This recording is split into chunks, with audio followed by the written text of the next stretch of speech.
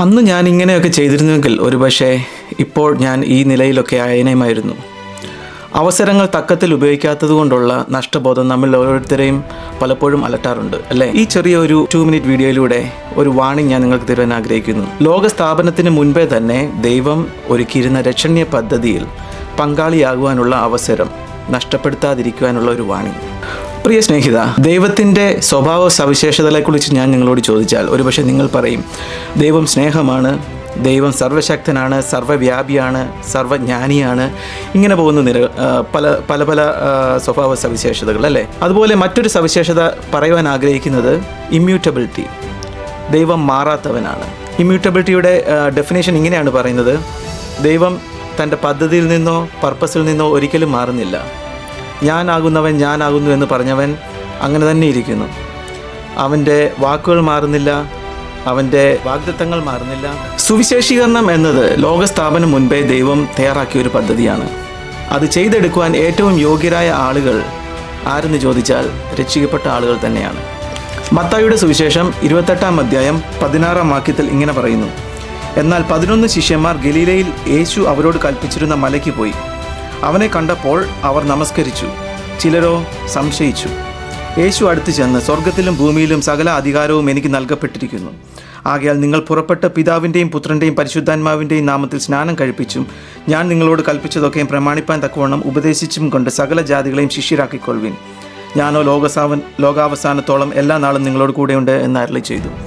ഇവിടെ നമുക്ക് കാണുവാൻ കഴിയും, യേശു തൻ്റെ ശിഷ്യന്മാരെ അടുക്ക വിളിച്ച് അവസാനമായിട്ട് കൽപ്പിച്ച കൽപ്പനയാണ് ലോകമെമ്പാടും പോയി സുവിശേഷം അറിയിക്കുക എന്നുള്ളത്. അതിനായിട്ട് ഓരോ ആളുകളെയും തിരഞ്ഞുകൊണ്ടിരിക്കുകയാണ്.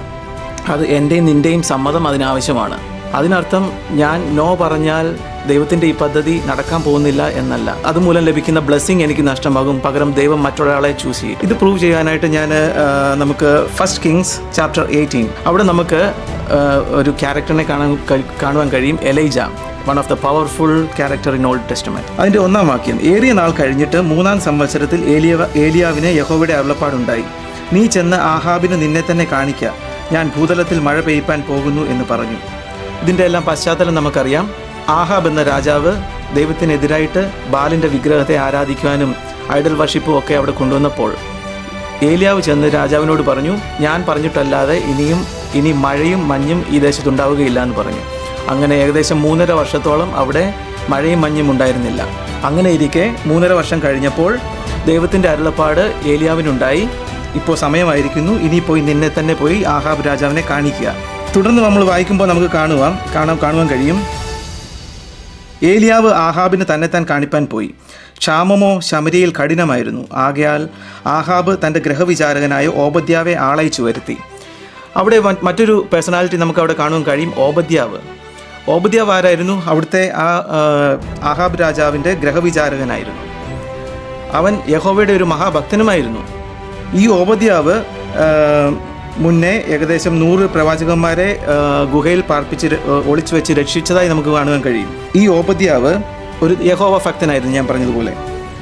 അങ്ങനെ ഇരിക്കെ ഈ ക്ഷാമം കാരണം ആഹാബ് രാജാവ് ഓബദ്യാവിനോട് പറഞ്ഞു, നീ ഈ വഴിക്ക് പോകൂ, ഞാൻ മറുവഴിക്ക് പോകാം, നമുക്ക് പോയി പച്ചപ്പുള്ള ദേശം കണ്ടുപിടിച്ച് നമ്മുടെ കന്നുകാലികൾക്കൊക്കെ പുല്ലും വെള്ളവും ഒക്കെയുള്ള സ്ഥലം കണ്ടുപിടിക്കാമെന്ന് പറഞ്ഞ് അവർ 2 വഴിയായി പോയി. അങ്ങനെ ഓബദ്യാവ് പോയ വഴിക്ക് ഏലിയാവിനെ കണ്ടുമുട്ടുവാനിടയായി. അതിൻ്റെ 7-ാം വാക്യത്തിൽ ഇങ്ങനെ പറയുന്നു: ഓബദ്യാവ് വഴിയിലിരിക്കുമ്പോൾ ഏലിയാവ് എതിരേറ്റ് വരുന്നത് കണ്ട് അവനെ അറിഞ്ഞിട്ട് സാഷ്ടാംഗം വീണു. എൻ്റെ യജമാനായി ഏലിയാവോ എന്ന് ചോദിച്ചു. ഇവിടെ നമുക്ക് കാണുവാൻ കഴിയും, ഈ ഓബദ്യാവ് ഏലിയാവിനോട് വളരെ റെസ്പെക്റ്റ് ഉള്ളവനായിട്ട് അവനെ ബഹുമാനിക്കുന്നത് കാണുവാൻ കഴിയും. കണ്ട ഉടനെ അവനെ സാഷ്ടാംഗം വണങ്ങി അവനെ നമസ്കരിക്കുന്നത് കാണുവാൻ കഴിയും. അവനോട്, അതെ ഞാൻ തന്നെ, നീ ചെന്ന് ഏലിയാവ് ഇവിടെ ഉണ്ട് എന്ന് നിന്റെ യജമാനോട് ബോധിപ്പിക്കുക എന്ന് പറഞ്ഞു. അടുത്തതായിട്ട് ഏലിയാവ് ഈ ഓബദ്യാവിനോട് കൽപ്പിക്കുന്നു, നീ പോയി രാജാവിനോട് പറ ഞാനിവിടെ ഉണ്ട് എന്നുള്ളത്. ആകെപ്പാടെ കുഴപ്പത്തിലായി പോയി ഓബദ്യാവ്. കാരണം ഓബദ്യാവിനറിയാം, ഈ ആഹാബ് രാജാവ് കണ്ടാൽ കൊല്ലുവാൻ നിൽക്കുകയാണ് ഏലിയാവിനെ. കാരണം അക്കോർഡിംഗ് ടു ആഹാബിനെ അനുസരിച്ച് ഇസ്രായേലിനെ കഷ്ടപ്പെടുത്തുന്നവൻ ഈ ഏലിയാവാണ്.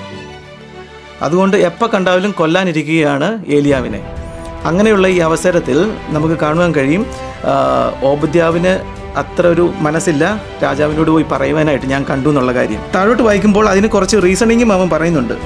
അതിനവൻ പറഞ്ഞത്, അടിയനെ കൊല്ലേണ്ടതിന് ആഹാബിൻ്റെ കയ്യിൽ ഏൽപ്പിപ്പാൻ അടിയൻ എന്ത് പാപം ചെയ്തു? ഈ കാര്യം പോയി ഞാൻ രാജാവിനോട് പറഞ്ഞാൽ എൻ്റെ കാര്യവും പോക്കാം, നിൻ്റെ കാര്യവും പോക്കാം എന്നുള്ള രീതിയിൽ.